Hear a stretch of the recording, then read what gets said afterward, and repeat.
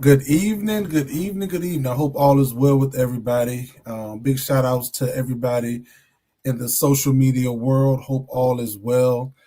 Greatly appreciate you all joining us tonight. Tonight, we are going to be talking about some serious things dealing with men. All right.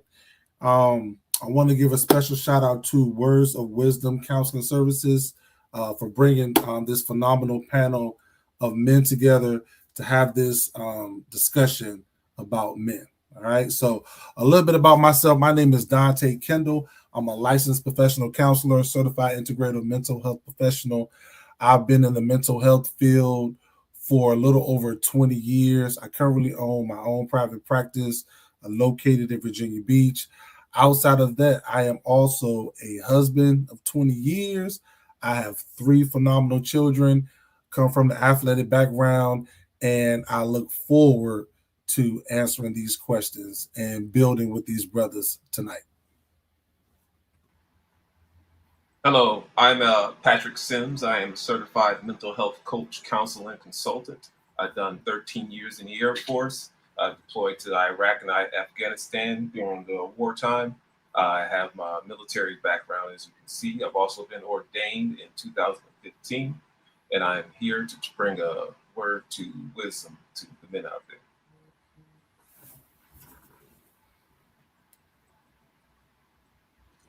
My name is Robert. I'm an activist and a researcher that focuses on dismantling the prison industrial complex.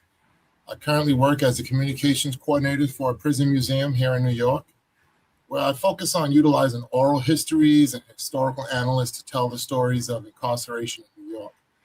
My work focuses on sharing stories of incarceration and reform, past and present, and to bring people together to imagine and create a more just society.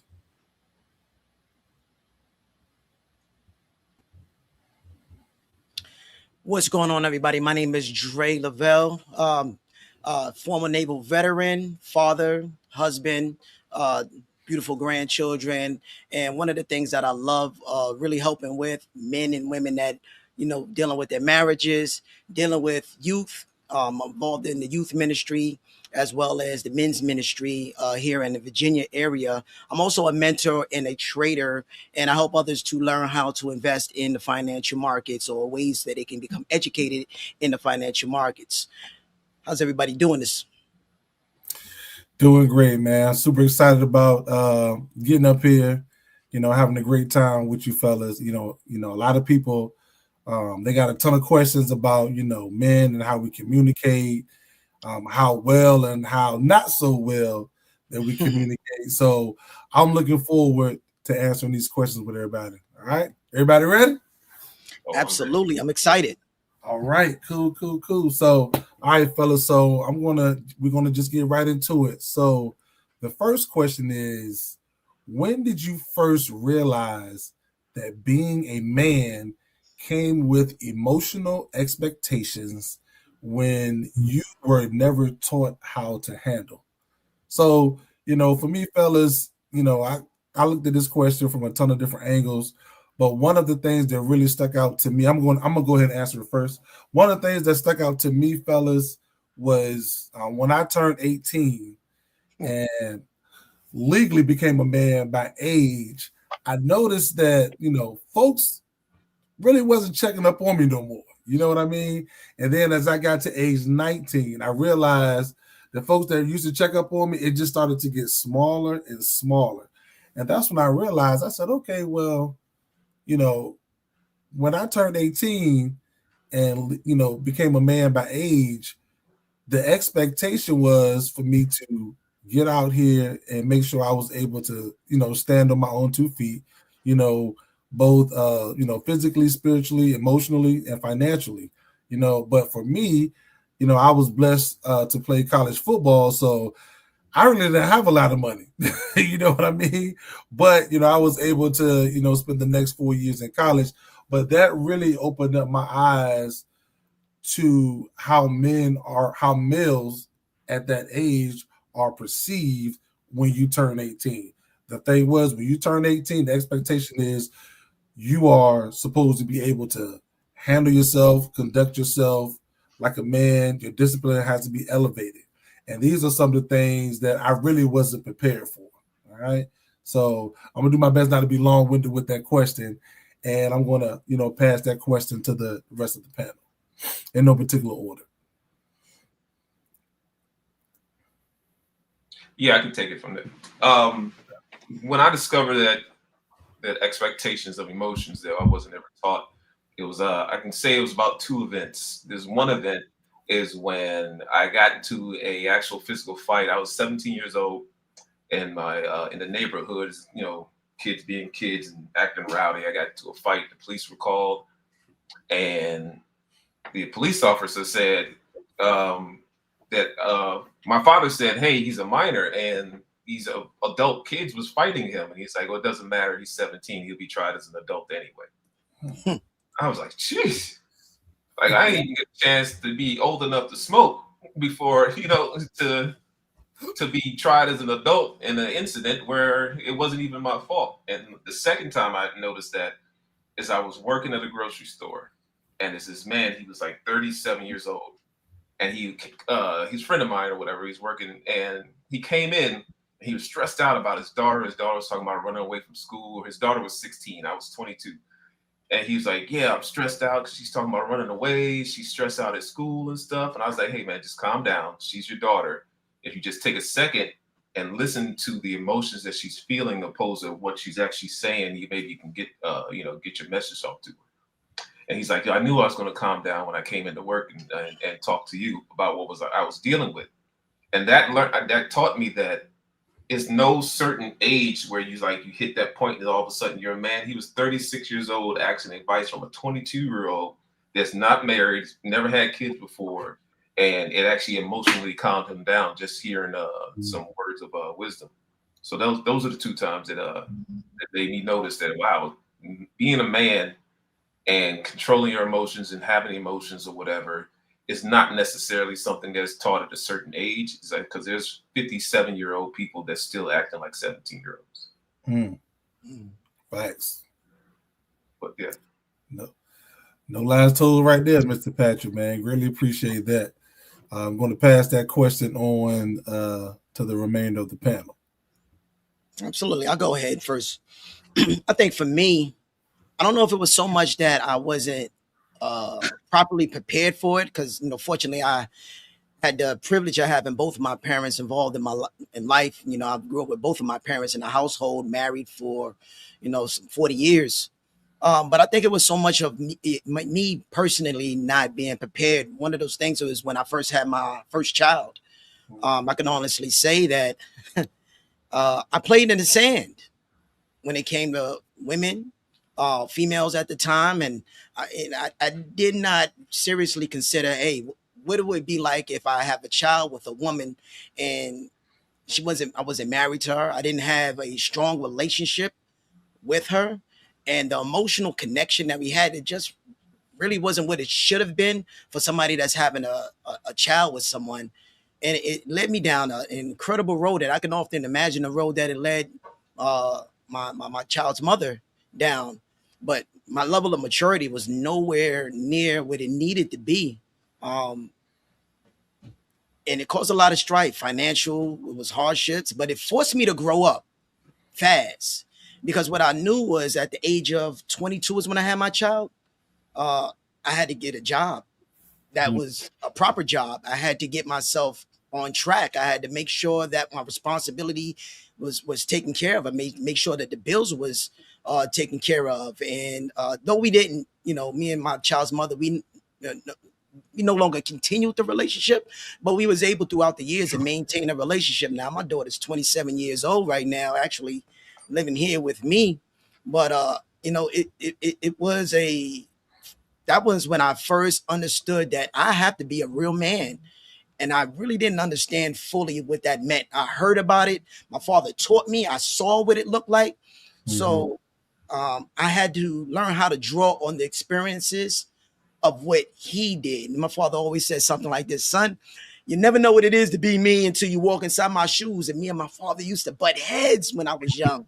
Used to just bang heads. I mean, but no, today, moving forward, my father's my best friend. And I'm grateful that I've had him in my life, and I was able to, drawing experiences that I was shown.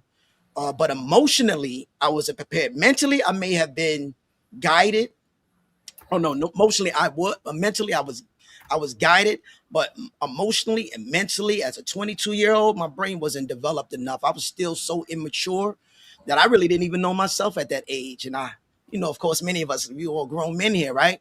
We think at 21 years old, we know each other. I know who I am.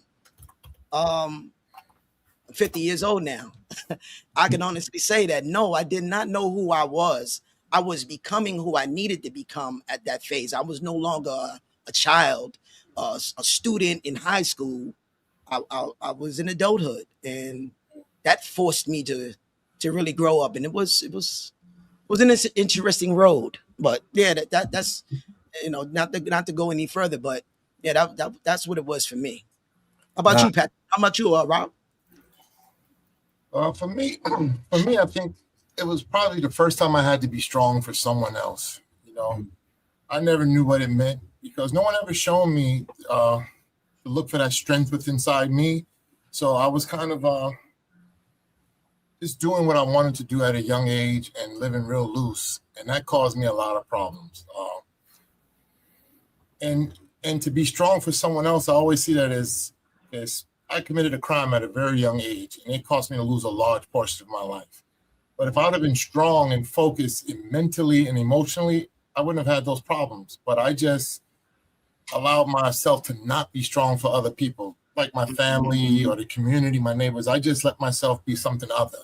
And that other caused me to lose a lot. So that forced me to emotionally become focused as a young man and showed me how to be a man because I didn't know at the time. I was around a lot of men in my family, but I didn't really pay attention to the things they were teaching me or try to emulate them. I just did what I wanted to do, and that cost me a lot. And at that point, I learned what it meant to be a man. And emotionally, it took a lot out of me to regroup and refocus and get my life back in order. So, it takes a lot. It took a lot to learn what it was to even be a man. So for me, it was just getting my emotions under control and being strong for other people other than myself without looking for any benefit from them.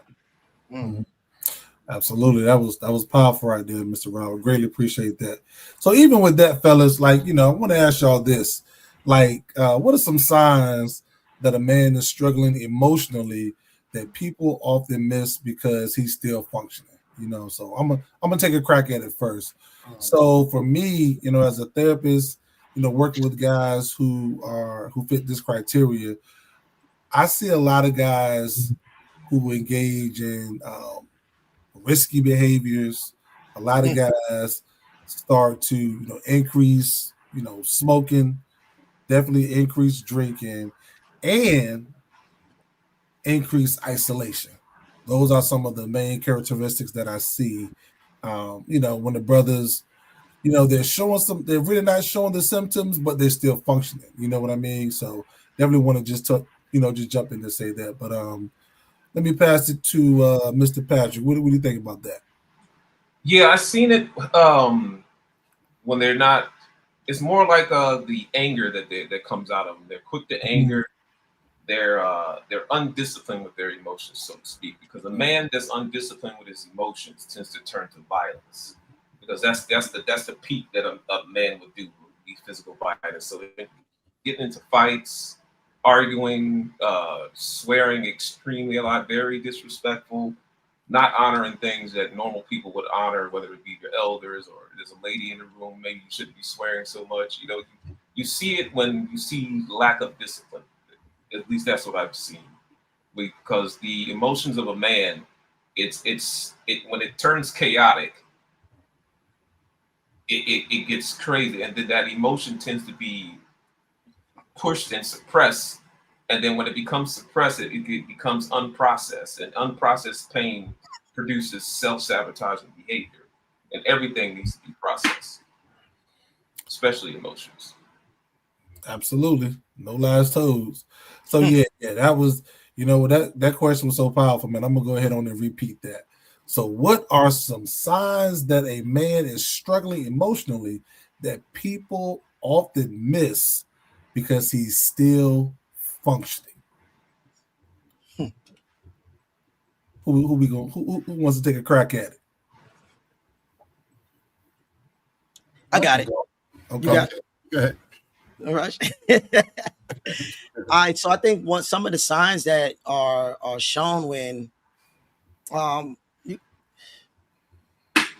when a man is just being starts showing a bit of signs of depression. I had a friend of mine. So unfortunately, he's and friend is more like a brother.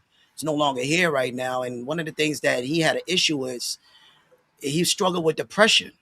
Um, and I hope I don't just don't get me bottled up, right? Because it really is something that touches me dearly. Um, he was real prominent, man. He had great opportunities. He was a great, he had great acting skills. He was great with music. He just was a forward thinker. He had so many opportunities, but I didn't realize that he was struggling with some depression, some insecurity, some bit of insecurities with his own self. Because he seemed to me he was always confident, like he always had posture and control. And then certain things started to happen in his life, like the support that he was looking from other people. I would say his cold market, it wasn't what he wanted. Now he had it from his warm market, um, meaning the people that was closest to him, but people that was in his cold market, he was looking to expand his business and opportunities, but so unfortunately things didn't unraveled in a different way, and he just fell into a depressed mode. And I thought, you could just I could just clap my hands and we can all just clap our hands and he would snap out of it. But it seemed like he was falling further and further into it. And it led to a point where, he, just wasn't taking care of himself the way that he needed to. And I remember, Take your time. Take your time, Dre. it was one night, he called me about 12:30. I still got the number in my phone. I'm probably about 12:18 or about 11 something. We talked for about 23 minutes. I got it on my phone, 23 minutes. He told me, he's getting ready to get back in the studio, getting ready to start record again. And he had a session the following day. And me and my wife, we do this prayer call, which we do every every Wednesday and every Friday for like the last 4 years. And he's been on it and he's been opening up. He's been making some significant changes. And I saw some changes in him. But he called me, we on the phone, he's excited about this, getting ready to make these new changes in the life. I saw his last post. I'm like, good, man. I told him, man, brother, I'm so proud of you, seeing how you're making some changes in your life. I see you getting better. You're ready. Look like you locked in and focused, man. He said, I love you, man. I'm gonna see you in the morning. See you in the morning. And some told me you'll stay on the phone with him a little bit longer, but I was a little bit tired. And I want to get upstairs to my wife. It's after 12. When upstairs to my wife, it's our time. I wish I stayed on the phone longer. I did. I didn't know that was going to be the last time that we was going to have that conversation. And yeah, man, we woke up, had my prayer call. He wasn't on it. He said he was going to be on. I'm like, dog, you missed it. So I'm on a prayer call, and his brother calls me. He's like, hey, man, such and such passed away. He's frantic. I'm like, what? Right in the middle of the call. I'm like, what do you mean? I just was on the phone with him. Somewhere between that last, when you hanging up and 7 o'clock in the morning, he transitioned. He was only 39 years old, y'all. No kids. He had so much potential, and he was coming out of that dark space. So, I didn't recognize how much of a toll that depression was taking on him. I wish I recognized much sooner, but I was kind of dealing with my own, looking to stay out of my depression, out of my zone. I had just come back, and we'll talk about this part a little bit later. I just came out of being incarcerated. I just came out of picking the pieces up to my life and getting things back in order, and I'm getting pulling my family back up, getting back in alignment.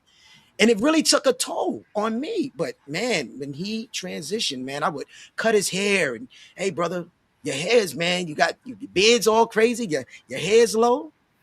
Bro, I mean, your hair's all wilding out and you're losing your hair, but you're not cutting it. He wasn't in the space that he would. He's normally Yeah. more a jolly person. So, I think that for me, um, struggling to see the signs a little bit sooner, recognizing when our friends are calling out, recognize it a little bit sooner before it starts to trickle. I don't know how much more I could have done. I know I did a lot, but I always hold this one. I feel like I could have done more. I feel like I could have done more, and I'll never know. But I know going forward, I won't let the next man down. I won't let my next brother down. I will hold my brother accountable. There's more to be done. We have a short window. So conversation like what we're having right now, and I know it's going to reach the masses. Mm-hmm. We all need to just make sure that we're huddling up and checking in on our brothers as well. Can I say something to you, Dre? Yes, sir. You've done. I've been in that scenario before, as what you've been through, and there's always that thing like, I wish I could have done more. I heard you say you wish you could have done more, or you should have stayed on the phone longer. You did everything that you could at the time with the information that you had. Because I know if you'd have knew exactly what was going down at that point in time, you would have said something. You would have been over there. You wouldn't have left this side until everything's okay, even if it took 6 years. So one of the things that I found that we have is, as men, as that connection, is we have that unseen brotherhood, that unseen way of speaking to one another. And I mean, I remember the first time that I met Dante. I was taking stuff out of my car and stuff. He's like, "Any help?"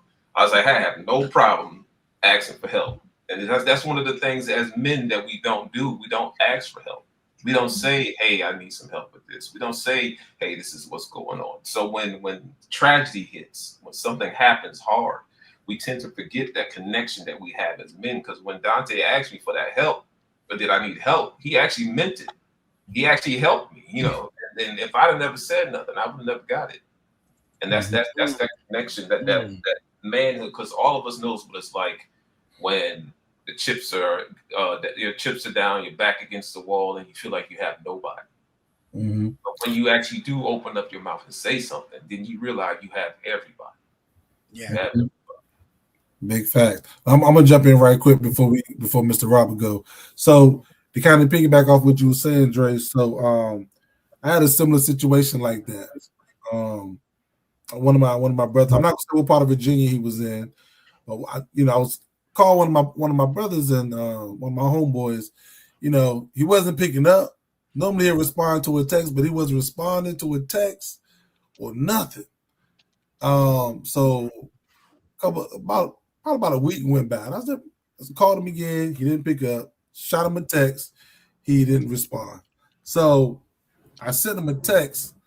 I said, if you don't respond, I'm going to be at your door tomorrow morning, bright and early.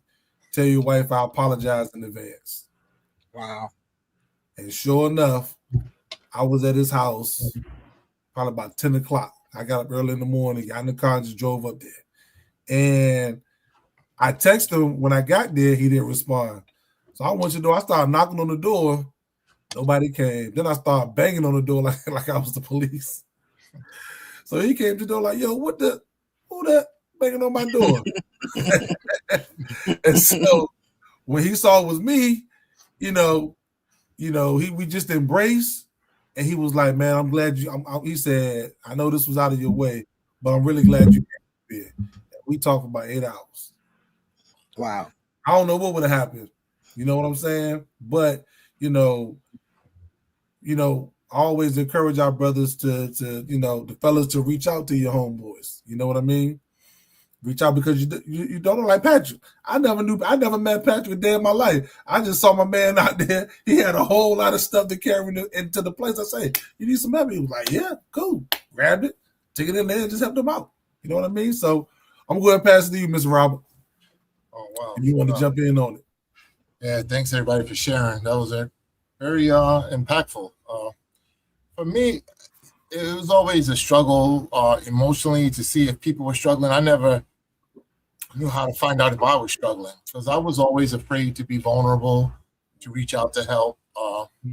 And the people that I was around, they didn't really know how to identify if I was struggling either. So it was just me dealing with a lot of stuff for a lot of years.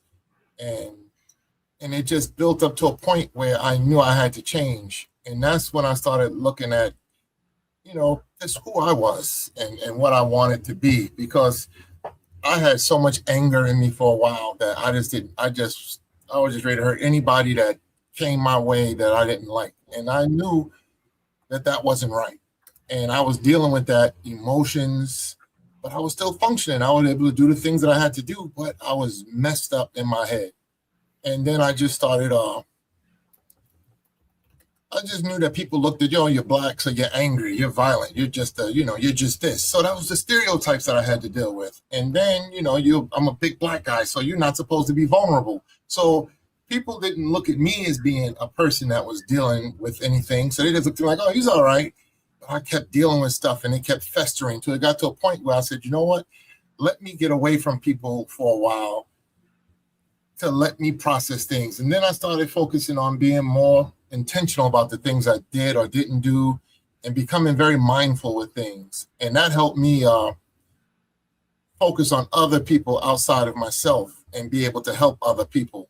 Because a lot of times you don't really, you don't look at other people's problems sometimes because you're dealing with too much yourself. I'm trying to pay bills, trying to stay out of trouble, dealing with people on the subway here in New York. It's a lot, and you don't pay attention. But now I tend to pay attention to people and listen to them, because it just takes listening. I think that helps me a lot. Like, that was a big part of the conversation, is just listening. I think when I listen to people and not sit there and try to answer something, like formulate the answer while they're talking, I think that helps. It's just being able to speak with another person and really take time out to grasp what they're going through. And I think that helps me a lot now. It helps other people. A lot of people that I work with, it just takes listening to them, their families and their children, just to be able to be a part of it. Mm-hmm. Man, no lies told right there, Mr. Frobin. No lies told. So, all right, fellas, man, I'm gonna ask y'all another question, and I'm gonna give my answer first. All right. So the next question is, how important is healthy brotherhood in a man's healing journey, and what happens when men try to heal alone? So, to me, since I came up playing sports, I've always had like a wolf pack with me. You know what I mean? From middle school to high school, even to college when I moved. Well, my senior year we moved off campus.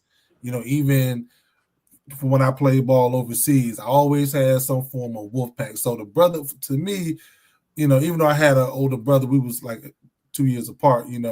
But I always still had that brotherhood there. You know what I mean? But for the second part, the question is, and what happens when men try to heal alone? That's a struggle. That's a struggle. So for me, I look at that as, once I got married, and had my first child, I really wasn't hanging with the guys like talking about. So, you're talking about somebody who's been with that wolf pack for their whole life, pretty much. And all of a sudden, you're married and then you have a child. And it's like, you can't spend all that time that you used to with them, because now you got responsibilities. And it got rough. Fellas, I ain't gonna lie to y'all. Personally, it got rough. A lot of late nights, a lot of arguments, because even though I had these new responsibilities, a part of me still just wanted to go hang out. Even and I'm not even talking about like, going to the club or just hang with the women. It's just that brotherhood, that camaraderie, that came along with, playing sports and stuff like that. So that's something that I really struggled with. And I really went at that alone for a while. You know what I mean? Until I was able to get a good grasp. One of the things that helped me out was I was able to get some good mentorship from some good elders. You know what I mean? They had to sit me down and let me know that this is a part of manhood. Like, you'll be able to get back with your wolf pack later, But right now, you got to focus on your main responsibilities, which is your wife and your daughter. So with that, I'm going to pass it on. Well, I'm going to repeat the question again, then I'm going to pass it on. And the question is, how important is healthy brotherhood in a man's healing journey? And what happens when men try to heal alone? That's a good one. Gotta think about that one, right, fella? Well, I could definitely go on that one. I ain't gonna hold you. For me, I think it's incredibly important that you have healthy brotherhood, and for a man to truly heal, especially if you got responsible men in your life. One of the things that helped me um, is a period in my life not too long ago, man. I found myself, uh, I was drinking and driving, and I got myself in some trouble, and it forced me to start really looking at my life. Like, why am I finding myself in this scenario again? Why am I knocking on this door again? I thought we were over this. How did I allow myself? How did I allow my emotions to put me in this situation? What is the company that I'm keeping around me that's okay in this? Is it them or is it me? And I really had to look in the mirror. I had to say, yo, it's me. Not wanting to, I guess, grow up, right? And just feeling like I could do whatever I want, whenever I want, how I want, right? That's kind of how I rolled until I ran into that brick wall and found out you can't do what you want to do, right? And one of the Dante, I met you on my journey of transition. I started learning how to invest and trade in the financial markets, and it wasn't so much about you. One thing I know you can agree with, because you were very skilled uh, at trading. Don't let this man fool you. He is a sniper in the markets. He definitely was far ahead of me in that area. One thing trading did was it allowed me to see who I was. And you think you know yourself, right? But you start trading and you find out all kinds of emotional things about yourself. How you are undisciplined. You find out how you don't follow through on what you say you're going to follow through. And I got involved in a community, wealth minded, I would say wealth minded, personal and professional development individuals. And I started just looking at people like, looking at them as this is what I want in my life.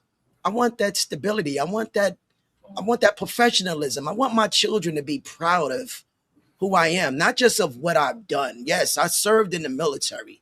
And I did some great things. I traveled. I was a part of three deployments on, in war environments. Um, and I've achieved some goals that I've exceeded. I became an IT professional. I worked in the highest forms of government, all the way up into the Pentagon, doing cybersecurity, and I've done all of these. These are things that I've done. But what I wasn't fixing was a thing that my own personal, I guess, insecurities. And putting myself around people that were more professional minded, putting myself around people who placed God first, people that really understood that a man and a woman's sanctity in marriage has to be one. This is what it looks like. In the military, it looked different. We kind of did whatever we wanted. It seemed like we did what we wanted to do. The role models were a lot different. But when I got out, I continued on that journey. But when I started learning how to trade, when I started looking and becoming more involved with my church, when I started getting involved in my men's ministry, when I started stop wanting to see my life spiral, when I started seeing my kids duplicate some of the actions that I was taking, that brotherhood showed me that men's ministry. It forced me to take lead in certain areas. It forced me to stand. It forced me to not want to hide anymore. I was more willing to expose. This is who I am. This is what I've done. I didn't want to, right? Expose those things. I didn't want to say, hey, look, I'm a cancer survivor, and I treated life like, no, I'm not. I don't have this cancer thing. I can do all things when I want, how I want, but that's not what God wanted. That's not what God needed. But He let me do some in the direction where I was able to surround myself around. I want to thank my men's ministry, for just accepting me for who I was. They didn't know who I was, but they accepted me, and they didn't accept me. They with no faults. No, they didn't look at me crazy. They didn't judge me. I want to in my wealth community. It helped grow me so I could be on platforms like this and many others where I feel free to express these things, because I know that there's some men out there who are dealing with some of the things I know that I've dealt with, that you guys dealt with, and we can all come together and start to share more, because there's some young men out there who are getting incarcerated, who are finding themselves with baby mamas, right? Not wives. There's some women out there that are getting hurt because there are men out there that don't know how to take care of a woman or take care of their family, or let alone take care of themselves. So having that brotherhood around me, it really helped me over these last few years to become who it is I need to become so I can live in my purpose. And I feel like I'm living in a purpose-driven life, right? This is what happened when men try to heal alone, they crash. Mm. There's nobody to turn to. There's nobody to lean on. They have to hide their sensitivities. Like a man can't cry. Yes, we do cry. And guess what? The other day I was watching a movie with my wife. It was a movie with Al Pacino. It's called I think it's called Danny Collins. And something in that movie hit me.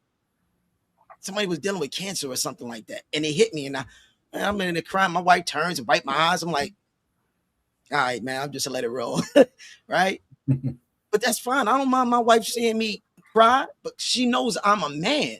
I'm a man's man.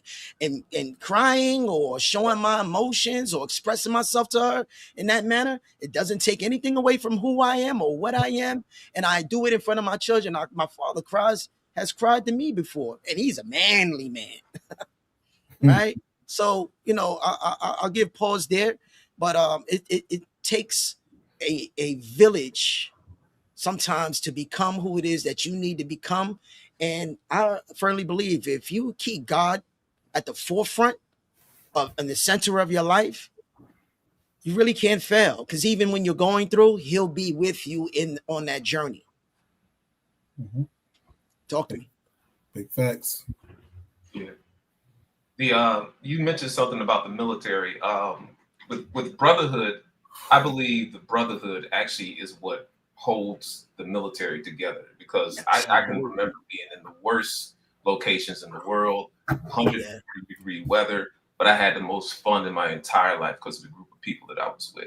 And coming back from the military, from out of that scenario, when you are by yourself, when you feel like you have nothing, when you're down and low. I had my son, my first son, he passed away.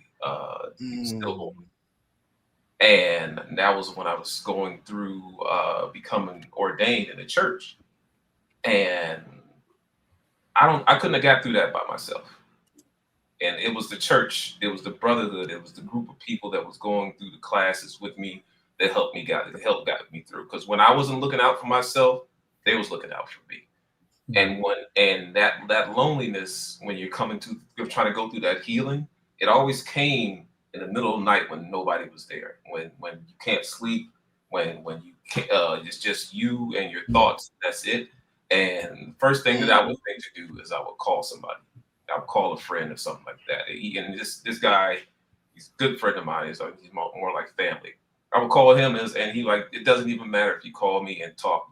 I can just breathe on the other side of the line, but I'm here. And it was key to my healing, because us as humans, we wasn't born on this earth. We're not designed to be by ourselves. We're not designed to be alone. We're not designed to be solitary or whatever.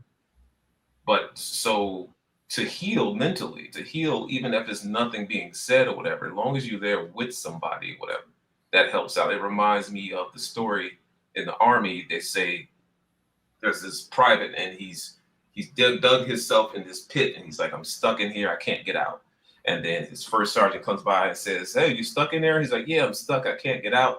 And then he's like, all right, just keep digging, you'll be able to get out. And the first sergeant walks away. The commander comes by and says, oh, you're stuck in there? He's like, yeah, I'm stuck and I can't get out. I'm digging and I can't find a way out. The commander says, oh, just ask your supervisor how to get out. And he walks away. And then another A1C, another lower ranking individual comes by and says, hey, you stuck in the pit? He's like, yeah, they told me I got to keep digging to get out, and I got to talk to my supervisor, all this type of stuff, call these programs. He's like, look, let me hold on a second. And then the guy jumps in the pit with him. And it's like, I've been here before. Let me help you get out.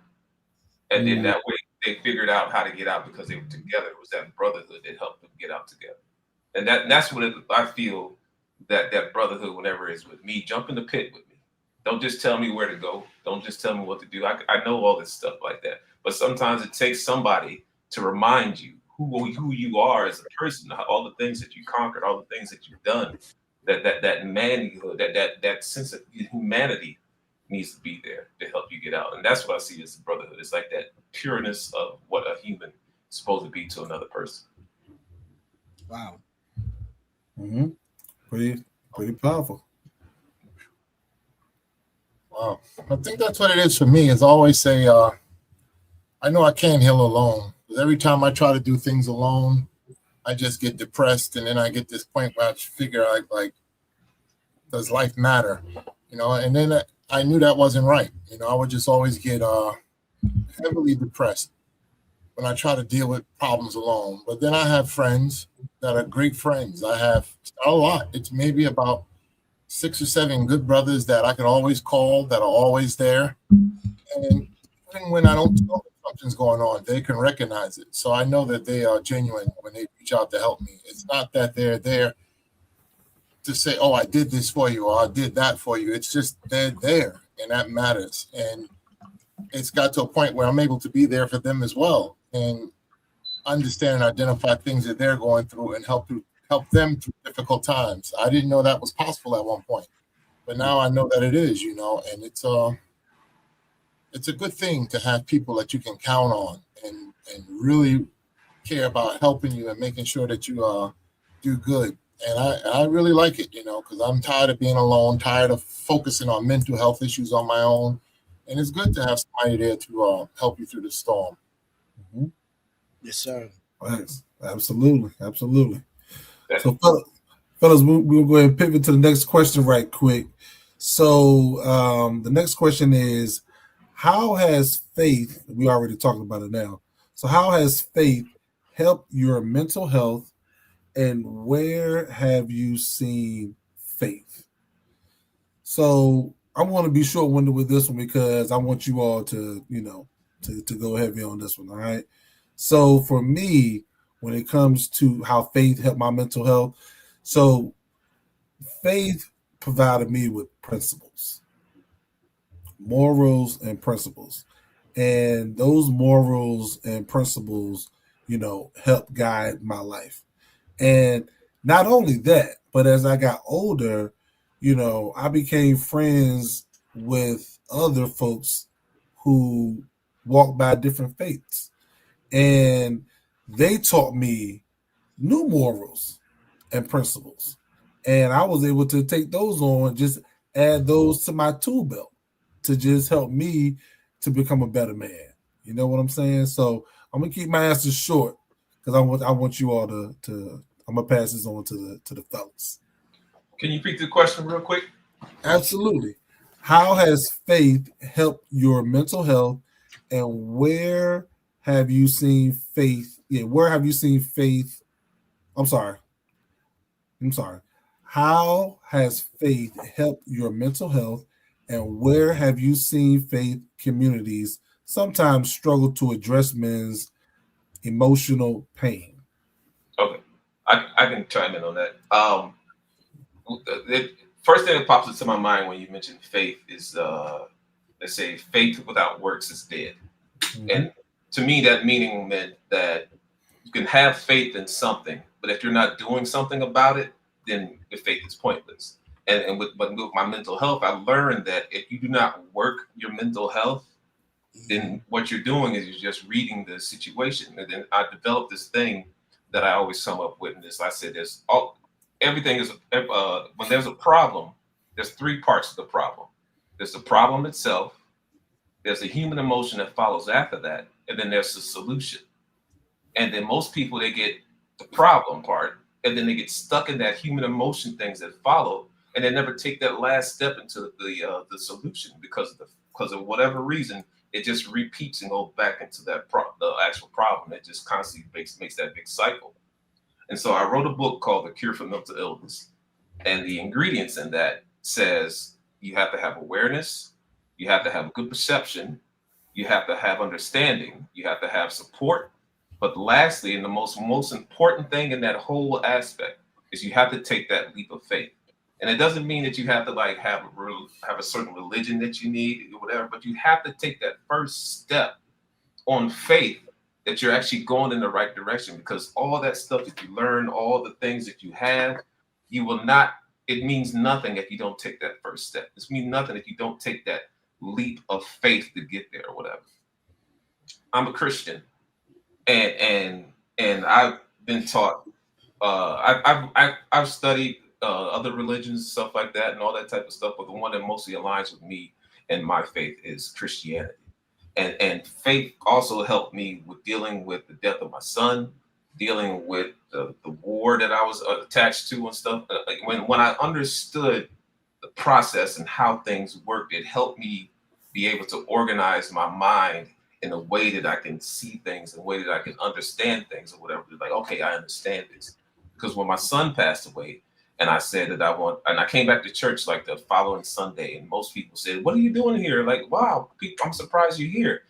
And then I was like, "What are you talking about? This church?" And he was like, "Yeah, most people that loses a kid or something like that, they just give up on God. They just give up on faith and everything like that." I'm like, "No," because I understood that the Creator, my Creator, God, has a process for this. This is part of life. This is what it is. When life happens, you don't give up on your principles and what things or whatever, because my hand was already burnt understanding that this is God. You can't tell me this ain't hot. You can't tell me God ain't God. So once that was that it grounded me. It made me understood that no matter what I went through, this is my true north or whatever. I understood which way to go with that or whatever. So I didn't come to understanding how strong my faith was around other people until at my son's funeral, the pastor was said, "I've never seen a man with so much faith in life." And he said that what song that I wanted to sing at the funeral, and the song was "You Are Good and Your Mercy Endures Forever." And he's like, "Wow!" Like I never knew, because he didn't. It was shocking because that wasn't normal. It was shocking because that wasn't what people will run to the true north. And so that, I would say, faith with me, it kept me going in the right direction. And I've seen the struggle that it has with men when it comes to faith is because men don't say nothing.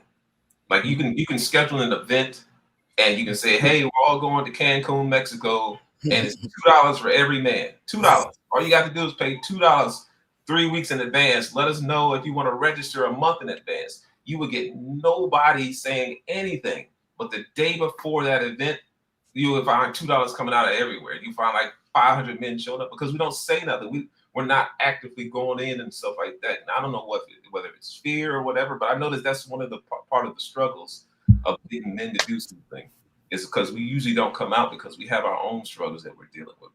We feel like I think that we feel like once we get out there that we're gonna have to be leaders in that scenario. We can't just put our back, or we forget that once we go out there, then now we got to worry about the stuff that we got dealing back there while we're out here trying to relax and do whatever things we need. It's just a leap of faith that we have to take. You don't. It's not necessarily just a religion. If it is your religion and that's what it is, that's great. But it's also, even if you're not religious, you still can take a leap of faith. Take that chance of saying something. Take that chance of asking for help. Take that chance of going somewhere. Because at the end of the day, like I said before, we need everybody. We need each other. Mm-hmm. Thanks. That's good. That's good. Pass it on. I'll let you go, Bob. Uh, I've never had a really bad experience with faith groups. I have a Christian family, but I never really took too much to the preacher in the pulpit, and all that. I just always remained Christian and always remained faithful. But I didn't like church in its traditional sense. I didn't like it where people would go to Reverend said or preacher said. I never liked that, so it always gave me a problem with that. But for mental health, I've always had good pastoral care and counseling in churches where I was able to speak with people that could help me and give me strength, and that was always good. And like I said, I really had a good experience with the church when I went to certain people for help. It was always good. So I never could say it was bad. And I noticed that the few places that I went, they always looked out for the members because they were smaller congregations. They're not these 2,000 people in there. It's impossible to know everybody got 2,000 people, but it's a small congregation, seem to be good. And it always were men that paid attention and looked out for me and always looked out for each other. So I think that was always good. I had a good experience. So, and just being faithful, just knowing that, you don't have to do anything wrong. So that always helped me out along the way. Absolutely. Yeah, that's good. For me, I too, I'm a Christian, and but I don't think faith really came into play for me seriously until I really found my back up against the wall, and then that's when I really started seeing, you know, what God was doing in my life. Um, one time when I told you when I was 27 years old, I had got diagnosed with cancer. I already spoke about me having cancer.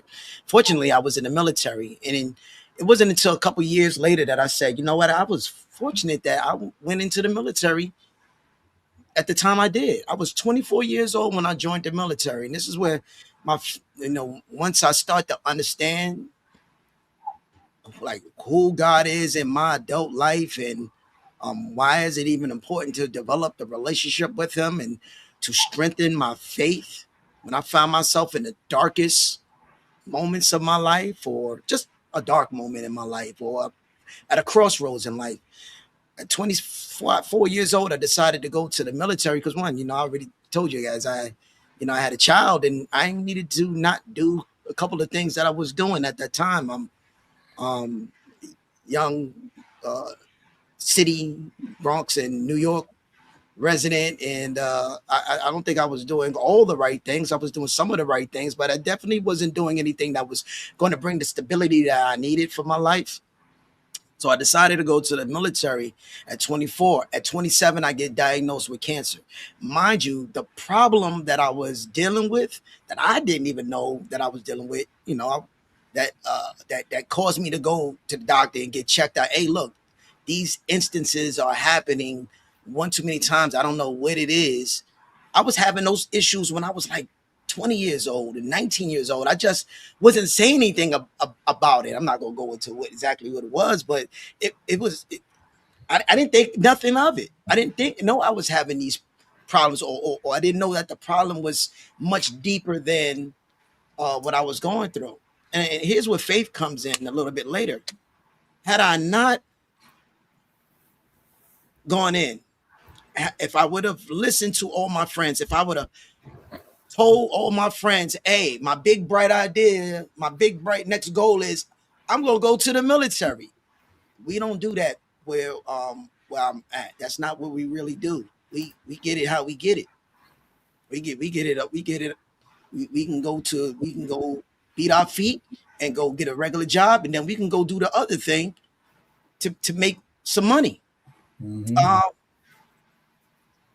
I stopped. I didn't tell all my friends what I was getting ready to do. I didn't even know I was getting ready to do it. But I'm glad I did, because we wouldn't have this. We probably wouldn't have this conversation right now. I don't look like what probably I've been through, even if you see me in real life and when I talk and move. But that man, that's one of the signs that show me, man, I'm glad God was involved in my life. I'm glad that when I was driving and while impaired, I didn't kill or hurt anybody or hurt myself. I walked unscathed. There was so many countless stories that I've had in my life. near brush uh situate scenarios where I could have gotten killed or killed in in real time in other areas, but something prevented that from happening. And as when I got in my when I got in my quiet space, not dark space, but when I got in my quiet space, when I was by myself, all alone, it was just me and that book, me and my conversations with God, me and no other interferences, no phone calls, no nothing, just silence, just quietness. I was able to reflect on the things that matter. Like, oh God, you was really right there. Like Mhm. you you really stopped that situation from happening. You you provided a beautiful woman in my life. I'm married 25 years now. And I'm not gonna say it was all peachy because it was a lot of it was my immaturity that was disturbing the flow of our marriage and our relationship. But you gave me a woman that helped complete me, that walked me through all of those things, that I cherish my wife. I honor my wife more today than I ever have because she has shown me faith was developed. It wasn't a given. I had to develop it, and the only way I could develop it was going through the real time turmoils. Um, and so now I understand truly. I don't just display my faith when I'm going through problems, but I announce it even when I'm in my joyous moments. I enjoy. I know that God is walking with me, whether I'm in a good spirit when my money is low or my money is up, or things aren't moving the way I would like in my life, because I know what it was like when I did not acknowledge Him. I know that I just talked to this one about with my wife the other day. This last week, I said, "Man, we was dwelling on where we had been in life." I said, "Man, we really been through." And I remember it was 1 year. My wife, she's always going to church, and she's dedicated. She's the one, right? 1 year, she likes to go to church on New Year's Eve. Back then, that wasn't my thing. I'm going to the club. We going to the bar. I'm hanging out with the fellas. I'm going with the bros. And this is while I'm married. This is well in our marriage, right? This probably maybe 10 years in, 12 years in. I'm not, hey, listen, we New Year's, we either going out. I ain't going to no church. No, I ain't doing that. Man, I'm gonna tell you what, man, that was the worst year ever. That was the worst year. And when I think about that year, when I think about that year, fellas, it started in New Year's because I decided not to go with my wife, and she really wanted me to go. Mm. But not too long after that, I found myself in turmoil. I found myself getting ready to lose my career. I found myself just having to just refine and dedicate myself. Just I just found myself lost, and I noticed it happened again another time when I said I'm not going on New Year's. And it's not about the church. It's not about the church at all. It's about putting my family first. It's about learning how to put God first. It was learning how to put my priorities first. And I wasn't doing that. I was taking care of me. And I didn't understand that then. Yeah. I didn't understand that then, but I think with regard to anything that has to do with faith, if it wasn't for him, it wasn't for me bumping my head, I could be under the jail right now. I could be right there right now. Mhm. But I was given so many chances, and I feel like at this stage, I don't have time. You realize it. You're getting a little bit older, and those foolish things that you're doing, you look like a fool when other people that are your peers are excelling and doing well, and you're looking like, well, why am I stuck? And you go back and look because you was being the fool. You was very intelligent. You had everything laid out for you. The road was paved in gold. but you was being selfish. You wasn't fulfilling your obligation. You got a real solid woman here. You got a really good family. None of my children are in jail. None of my children are, they have their things that they're dealing with, but for the most part, nah, it's not that bad. It's really not that. It's not that bad. You got, you got a mother, a father. You got love. So what are you doing? Proving that you got to be like everybody else. Be you. And I think a lot of men aren't being themselves. They're being what they need to be. What they feel is that they need to be perceived as to their peers.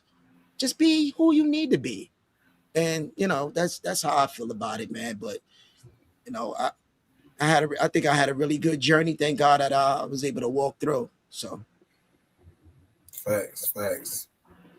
Powerful right there, man. That's powerful. So, fellas, let's progress to the next question. All right, and the next question is, why do so many men struggle to communicate emotionally in relationships, even when they love their partner deeply? And again, fellas, this we can attack this. Look, we can spend a whole hour on this one alone. All right. So for me, I'm gonna answer this question first. I'm gonna keep my answers short because I know we gotta get to some other questions. But I'm gonna answer this based on the clients that I see. Over 95% of my clients are men, and so not saying they have perfect relationships, but this is some of the things that they tell me. Sometimes they say they feel like they're walking on eggshells and when communicating with their partner because if they told the truth, they would hurt their partner's feelings. So they would rather take the backlash, even though they don't want to. They will take the backlash because they don't want to hurt their partner's feelings with the truth. Because they feel like, well, I'm not gonna say that they feel like, because they said in the past when they have told the truth, it just turned into a lot of arguments. Number one. Number two, another theme that comes up, when I'm working with the guys is confidentiality. One of the things I often hear from the guys is they're like, Mr. Kendall, why my wife keep telling all our business? I tell her something in confident, and she go tell her friends. And then they also say that sometimes they will, express themselves emotionally to their partner, but then it's thrown at them during arguments. So I want to land my plane right there, fellas. So like I said, I know we can all, we can try not to be long-winded with this one, fellas. I'm gonna pass it on to the rest of the panel. I can go. One of the things that when I got married, one of the things I learned very quickly is that men and women, they communicate differently. We as men, when we get around each other, we'll talk crap about each other, we'll put each other down, but that's just the way we talk, and it's all with love. And then when women get together, they're, oh, you look great, you look this, you look that, and whatever. It's a completely different way of talking. And when I was married, when I got married, I came up with this concept. I was like, we have to be like the United Nations. I'm from Earth or whatever, or I'm from Mars, and then my wife is from Venus. They got a completely different language, completely different way of speaking. We need to come together in a council where we can actually communicate right and we can understand exactly what each other is saying to, because it was exactly how you said, Dante, is that we don't want to say certain things to our wives or to our significant others because we're afraid that we speak direct and exactly what we're talking about. I don't like that shirt. You look fat, in that shirt. As a man, if you tell me you don't like this shirt, I look fat in the shirt, I'm like, oh, this shirt, let me get a different shirt or whatever because I don't want to look fat. You're not calling me fat. But then when a woman hears that in a relationship, like, oh, you're calling me fat, and like, wow, you didn't have to say I was fat. You didn't have to be direct like that. It was your tone, all that. Like, wait a minute, what? I just, what about the information? At least was the information right? Like, no, you could have said it. Like, geez, like just change the shirt.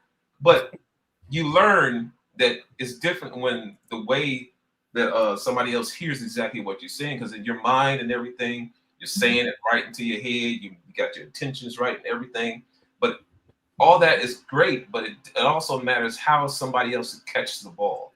So if I'm throwing the ball of communication to you, and then you catch it, and let's say you catch it in your stomach, you catch it over your side, or whichever, however you catch it, whatever, then you start to say, "Oh, did I throw it right?" But you also have to remember, did you catch it right?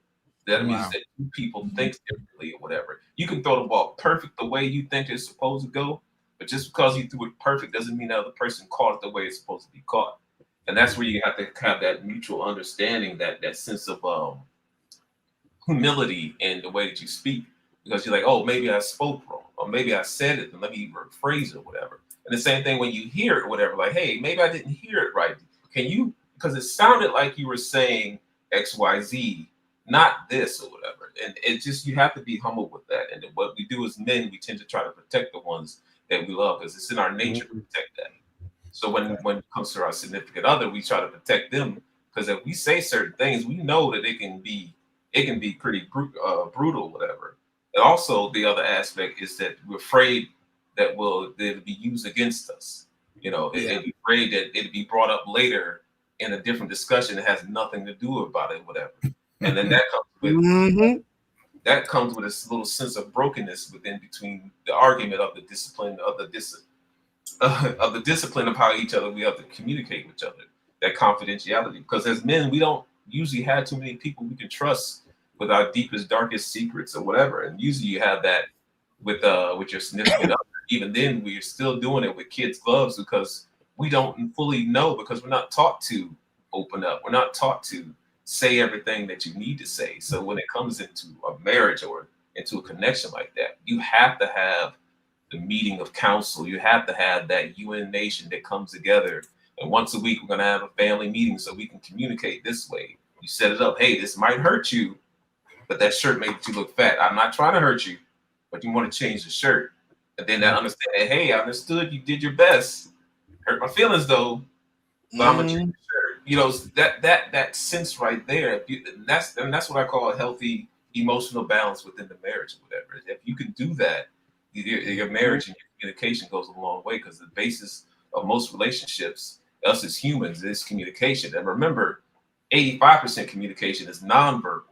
So about what you do with your tone, with the way that you look or whatever, with your body language, with your nonchalantness and stuff. And then you also got to remember what you're going through. If you're having a stressful day, she, how does this shirt look? Like, I don't know, it looks like crap. Put a different one on. You got to remember that there's these other factors that's affecting your communication come across the other one.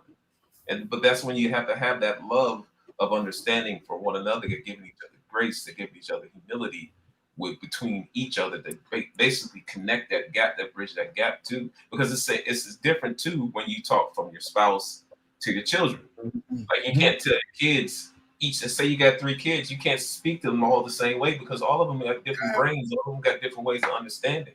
This one may be more sensitive than the other one. This one may just need to be direct. This one may need to be explained to them a lot. That doesn't mean that this person is less intelligent, or this person is unemotional. This person is that. It's just that us as humans, we have so many different ways of understanding and so many different ways of communicating, and we're so powerful with that. But we also have to put that under control. We have to discipline our way of listening, discipline our way of understanding, discipline our way of receiving the message, as well as giving the message. And a lot of people that I find in relationships, they forget that it's the way you receive the message too. How are you taking it? Are you taking it to heart as somebody's trying to hurt you? Or is it triggering a trigger from your background that has nothing to do with your husband or whatever? Or is it something that that person actually did say that you just haven't told him about? Like, I'm not going to say nothing to him because he probably don't know that he just made me cry a little bit on the inside. And then after a week of him saying that same thing, and then now it's blown up into a huge argument, when you could have just told him on Monday, like, hey, when you said that, don't say that or whatever, because that makes me, cry a little bit inside. And guarantee you he'll give you a hug and kiss and say, I'm sorry, babe. But you got to have that humility, and you got to have that grace. And what I've always heard from my elders growing up is closed mouths don't get fed. Say something. I agree. That right there. Yep. If it's not working right, say something. That right About there. that. That right there. Not bad. Not bad. I don't know, Bob. You look like you. Go ahead. For me, I gotta say, I always struggle to communicate in relationships because sometimes some of the women I attract are different than me in backgrounds, and sometimes we just don't. We care about each other, and we may love each other, but we're just so different once we really get to it, and that's the problem. It's hard to communicate with people, and you're so different. Sometimes I meet women that are really powerful, do great things, and I do my simple thing, and we don't communicate the way we ought to. And then sometimes I meet women that are different from me, and they don't communicate with me the same way. So I know I just always had a problem of attracting the right person. So the communication always sucks. It lasts maybe 18 months or so. Then after that, it says, boom, it's over.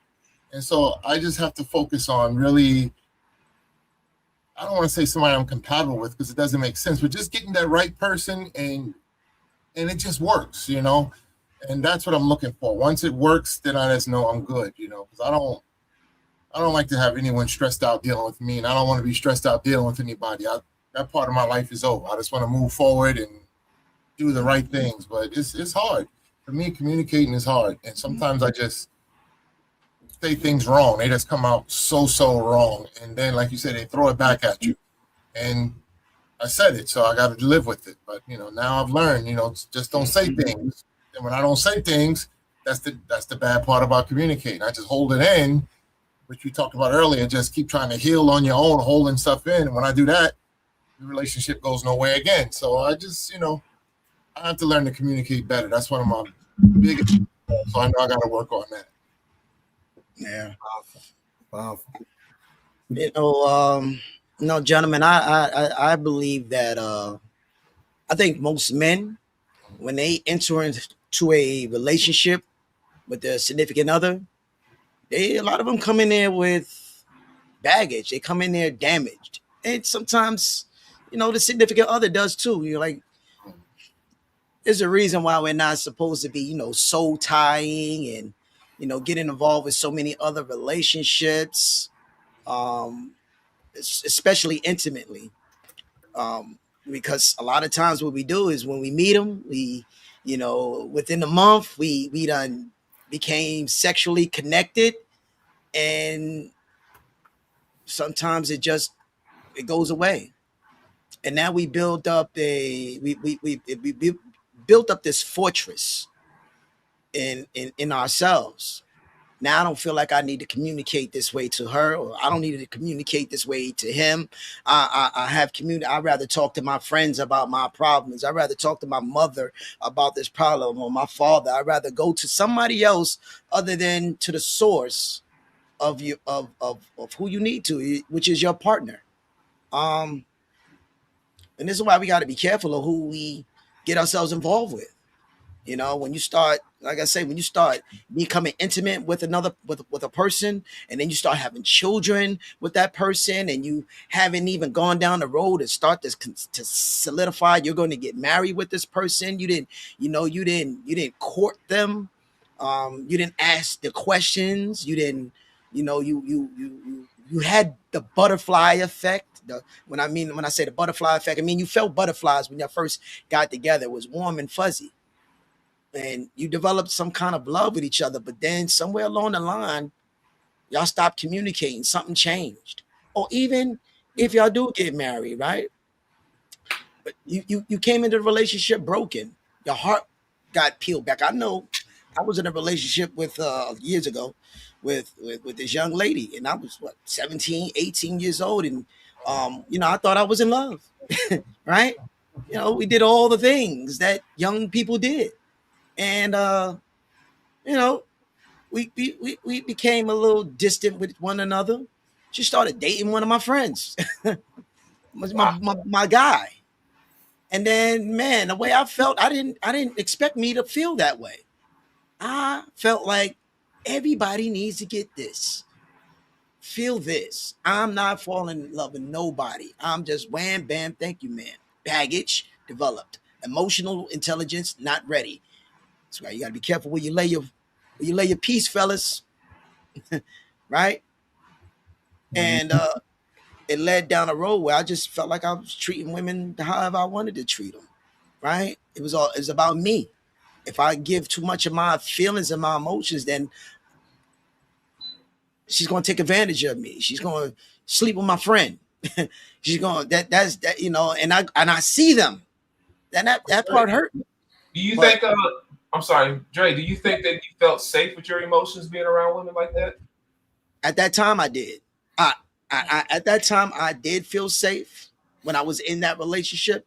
But then when it went a different way and I felt like my confidence wasn't the same, that swagger. No, it wasn't the same. It changed. Mhm. Um, I had to grow. I wasn't prepared for that type of relationship. You think what you're ready for until you go through and you realize you're not. But I had to be forged in fire. Like a Gotcha. lot of men, we got to be forged through fire. Excuse me, not in fire, but forged through fire. So as I was growing and learning, and those real responsibilities came up, then things change. But when I got into a real relationship, like the one I have with my wife, it did get better. But somewhere along the line, you get comfortable with a person too. You get comfortable in that relationship, and y'all stop talking like y'all used to. You start taking one another for granted. Maybe it's you, maybe it's her. It doesn't. It really doesn't matter. All I know is that if you don't find a way to get back to what it was that drew you to her and her to you, the love letters y'all probably used to write with one another, the walks, just to go on, just to take a walk down the street. If you don't go ice skating or create new memories, then that relationship eventually is going to dwindle. So, I would say, another thing is, again, making sure that you're around, making sure you're getting uh, the assistance that you need so that you Mhm. can come out of that shell. Today, I'm happy because we have this wonderful thing called technology in front of us. We got YouTube, we got social media, we got people talking about relationships more. We're finding people that look like us, right? Whether you're, I don't know, the race of the audience, right? Whether it's black, white, Asian, Hispanic, Indian, whatever your background is, you can go on a YouTube channel and put in relationship. And you can start finding people relationship goals, or I'm dealing with such and such and such. You have Chat GBT. If you don't feel comfortable with confiding in somebody, how you start need to change how the books that you read, which you surround yourself around, what you listen to, that algorithm inside of your mind is going to switch the channel to wherever that algorithm is. So if you're listening to foolishness, if the music that you're listening to is saying treat your woman in a disrespectful way, do you Mhm. make money, nothing else matters. The music that is Mhm. played, have sex and with no strings attached. Everybody should just have a free fall. Uh, Mhm. Listening things like that, it takes you away from who God's really created you for and to be in your purpose. We get led astray, so our emotions are in line with this. So coming into a relationship broken, you need to really you need to vet the relationship that you have with another person. Just like when we get together as men, we need to vet that relationship out a little bit better. Like Mhm. you can't just be my friend. You like I got people I call bro, and I got guys I call brother. There's a difference. Mhm. Mhm. Everybody can be bro. That's my guy. That's my guy. Sir, yes, sir. Everybody's the king. But it takes a certain kind of, you got to develop and grow into a brother of mine. Now you my brother you my brother in Christ. You my brother because we are brothers and sisters. But I got a It's all question for spirit. Yes, sir. I'm sorry. I No, got, go I got ahead. My question was for Robert about coming out of being incarcerated.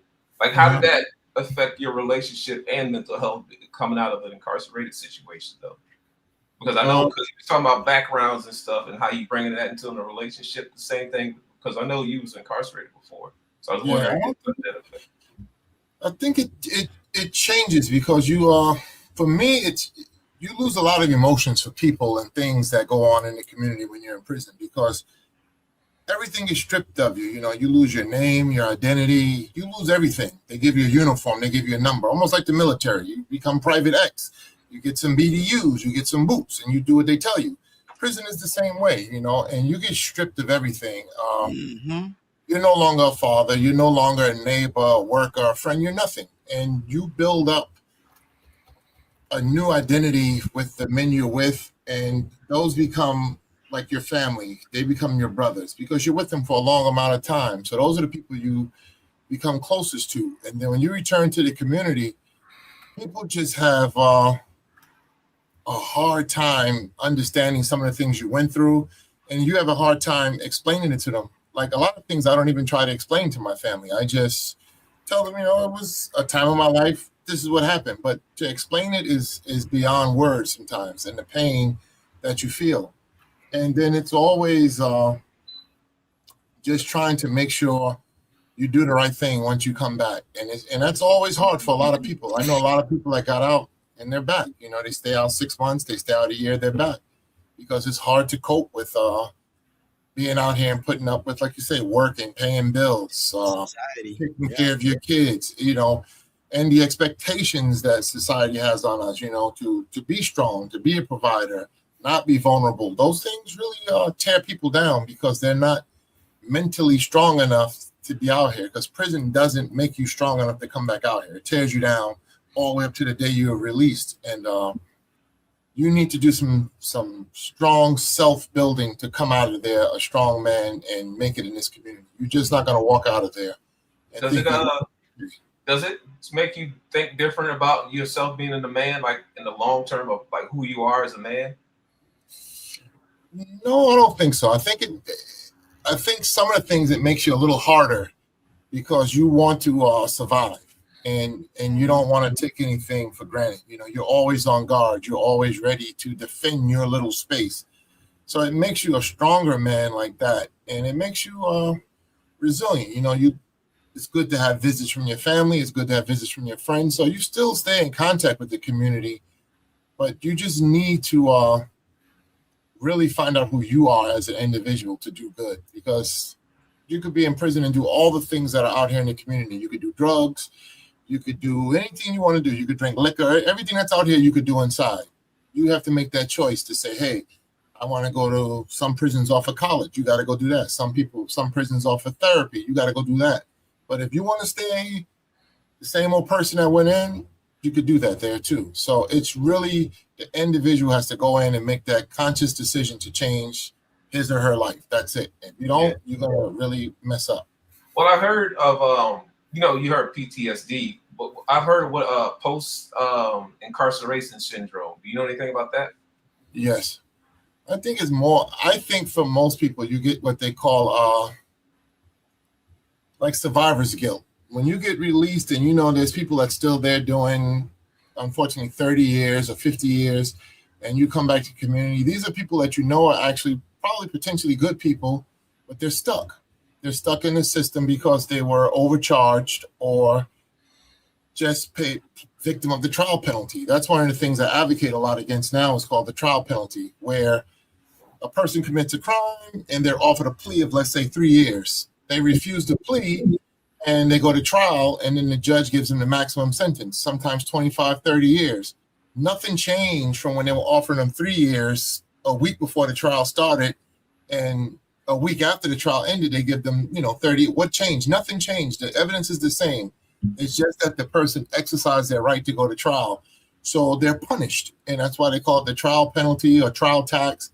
And that's one of the worst things that goes on in our system. So it's really, really bad. And that's one of the things that people deal with a lot. Mm-hmm. Wow. Yeah, I would say for myself, This is a question. How does racial impact? I believe how it impacted myself. It really forced me to just grow up, and you do have to have a sense of defense about you. It definitely required a certain kind of posture. I remember the day where I had to turn myself in, and I took my wife drove me to the place with my kids, and listen. This is what Daddy has to do, you know. And the hardest thing was I could explain to them what was going on because they still was a little young. Some of them was old enough to understand, but they all went with great support. And I remember thinking, when I get through that door and they close that door, my my mind has to switch. My mind has to switch towards safe being, making sure I'm safe. I don't got time to tear up. I don't got time to cry. I remember feeling so overwhelmed with emotion to know that for a while I'm not going to see my children. I'm not going to see my family. I'm not going to have my freedom. I'm not going to taste that good food. I'm not going to be able to make love to my wife. Well, how did it affect you when you got out though? Because I know about the switch that you're speaking about. Because when you deploy, you switch, but when you come back though, I was in game mode, brother. When I got out, I was in game mode. See, what I did was, I didn't have anything. I didn't have. I took care of all my bills, all my expenses. I didn't have to really want for anything. I didn't have to beg or borrow anybody for anything. If anything, I was a giver. I had plenty of books. Matter of fact, I'm looking at some of the books that I had when I was in there. Man, I got Millionaire Real Estate Investor, The 48 Laws of Power. A lot of these books, Tony Robbins, Money, Master, and Game. I had books like that in my room. And these are the things, Think and Grow Rich. Of course, my Bible. I got my Kevin Hart book. I can't make this up. There's certain books that I had. It took me to a different place. I thought about it. I said, man, brother, I had access to the Wall Street Journal. I remember sitting on a chair with my legs crossed, propping up my thing. I didn't really have any problems. I wasn't in everybody's business. I wasn't at the gambling tables. I said I knew not to do those things. I was smart enough to know don't put yourself around anything that would have you come back here.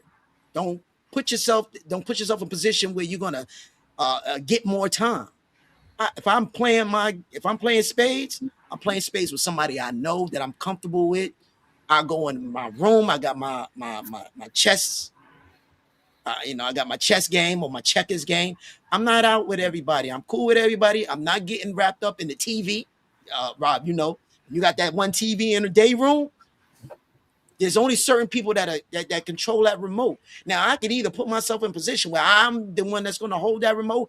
I'm the one that's going to control um that phone, and that phone time is crazy. Y'all don't. That phone time is crazy. but Right? now when you were in there, the Yeah. I'm sorry, I'm trying to formulate the question because when you're in there, like, because one of the things I remember that Tupac Shakur said when he was in prison, he was getting a bunch of people saying, "Oh, when he goes to jail, he's gonna come out. He's about to have all these albums. He's gonna be writing like crazy when in there." He's like, "But when you're in there, there's no creativity that's sparking in your head or something like that." But like, what was a good thing Well, that he said it was just depression that he said he had to deal with and he was battling? Is there a from the- good thing being in there that you can say that gave you a perspective or something that you can say absolutely, that you took once you're out of that situation? absolutely. I would say for myself, I had a lot of creativity. See, I prior to me going in, I had started the personal and professional development. So I knew what it was what I wanted to do. I planted some seeds before I had went in. My mind was in a different space. So I had ideas. I would write. I did a lot of writing on what my goals were, what I would like to accomplish, the conversations that I would like to have. I started learning how I can be emotionally connected uh, to the people that I love. Um, I, I just had bigger. I learned how to have bigger dreams, and I feel like I've accomplished almost everything that I said that I was going to do. Because when you're in there, everybody has a story. Everybody has a who they was and what they're going to do when they get out. I knew I'm not going to be that person. I am going to be who I said I was. I'm going to do what I said that I wanted to do. And one of those things was, becoming an advocate for helping people not want to go to prison. Now, or finding myself inside of my men's ministry circle and becoming a part of the youth ministry and as a volunteer and just helping out, just getting in where I fit in. How Fact. can I help? How can I help? How can I serve? That was my. How can I be a better server for others so that they don't find themselves down that road? Now, I've had some great accomplishments in my life. I knew I didn't belong in that environment. I knew I didn't belong in that environment.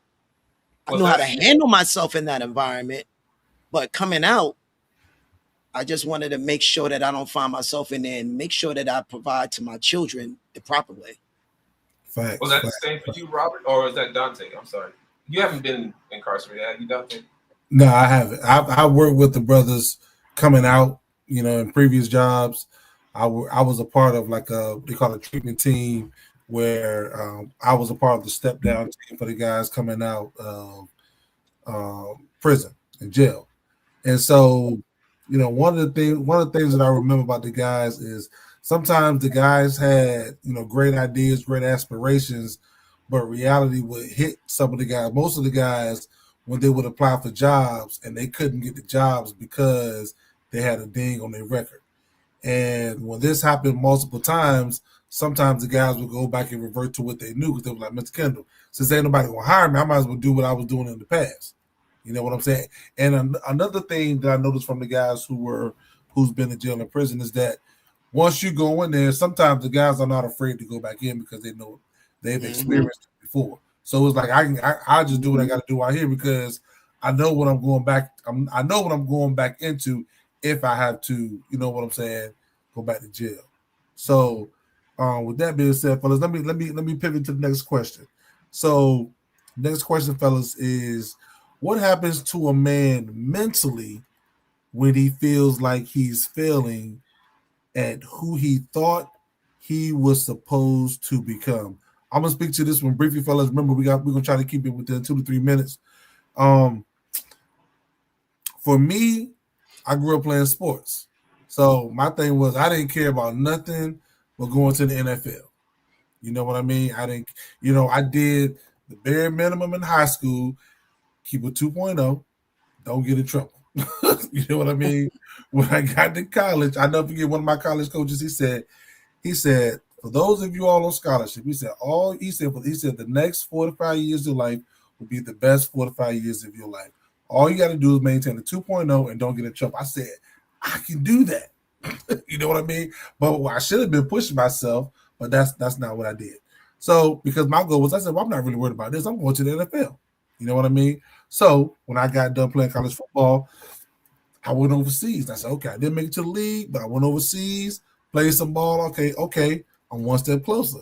When I came back home, reality hit. I am not going to the NFL. I am not going to the NFL. So sometimes we call this life after sports or life after football, but most guys slip into a deep depression. Deep Mm-hmm. depression, a lot of alcohol, a lot of drugs, a lot of risky behavior. Sometimes it looks like a slow motion manic episode. That's what it looks like. And sometimes guys struggle with that. As a former elite athlete, as a therapist who's worked with several guys and who played in the NFL, it's the same story. You know what I mean? But just because that happens, that doesn't mean you can't get to the other side of that. So I know my 2 to 3 minutes is up, so I'm gonna pass it to the panel. Okay, so when you don't, what it feels like when a man doesn't make that thing, I don't know if I can describe it good, but it feels like that they're not good enough. Like you feel like, because us as men, we already think we always feel that we're by ourselves, that nobody understands what we're dealing with, what we're going through, and very few have sympathy or empathy for what happens to us. So then when you're actually pushing for a purpose that you believe that's your purpose or whatever, you feel like you let somebody down. Not just yourself, but everybody else that you ever told. You feel embarrassed. You feel like the world is coming down on you, and everybody can't stand who you are. And then and it's not kind of hard. It's very hard to try to shift your perspective from I didn't make it over here, so let me shift it over here to get to where I need to be.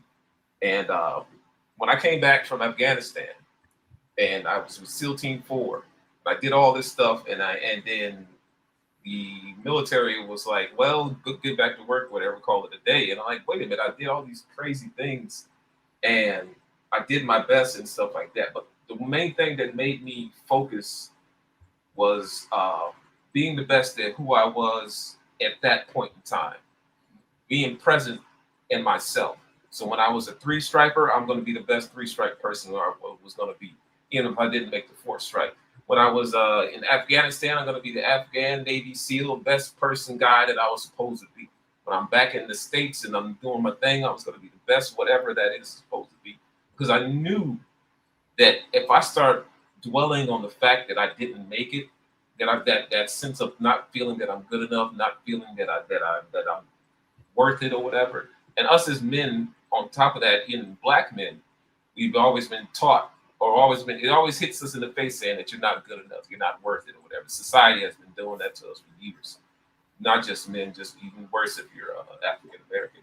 So I knew that I didn't want to run down that rabbit hole of that pain because I knew how it felt. Because that's where suicidal thoughts start seeping in. That's where the depression latches on to you. That's where the anger outburst comes in and stuff, and you just stop understanding everything. It's rough when you don't make it, whatever. But you got to keep pushing forward.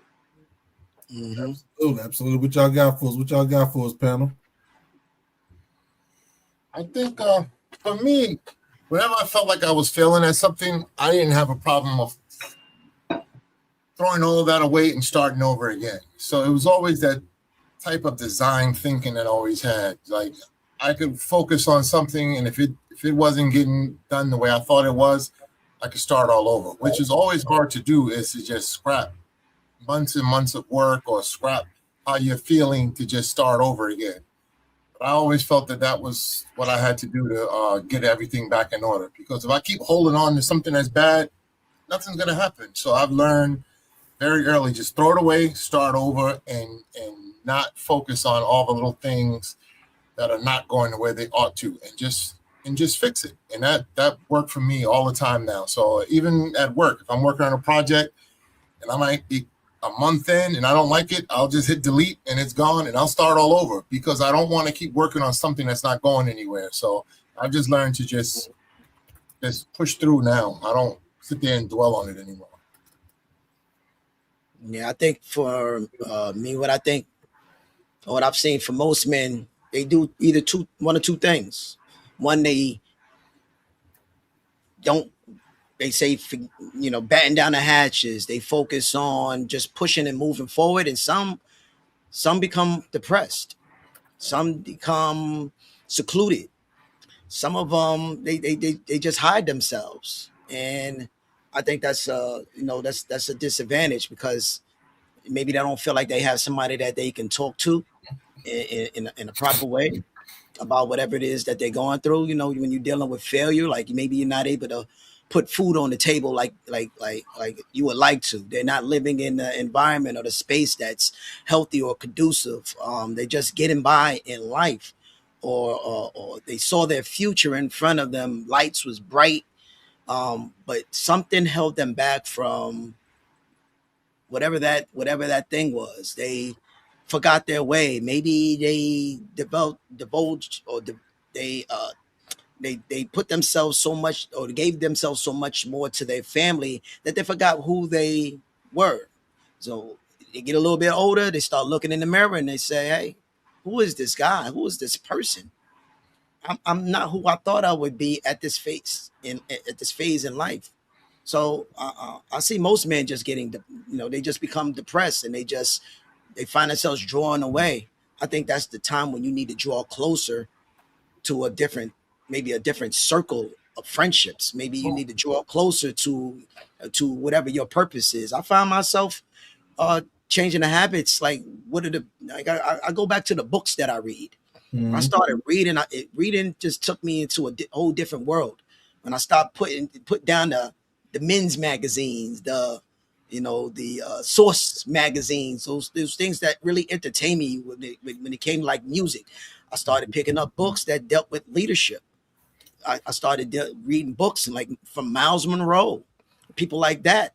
I started listening to more, some TD Jakes. I started finding, and then my algorithm changed. Not just the one that when I turn on my social media or my YouTube, anything like that, but the algorithm in my own mind. So I start seeing from a different viewpoint for me. So it helped put me back on track.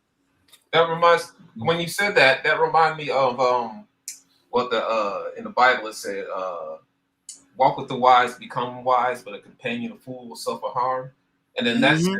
is that, like I said earlier, you like us as men, we need people to remind us who we are when we go through Mhm. that type of stuff because we tend to forget because of all that pain that constantly happens to us. Mhm. Absolutely, absolutely, Yeah. fellas. Yeah. We're gonna push it to the next question. So, the next question is, this is something I talk about a lot doing therapy.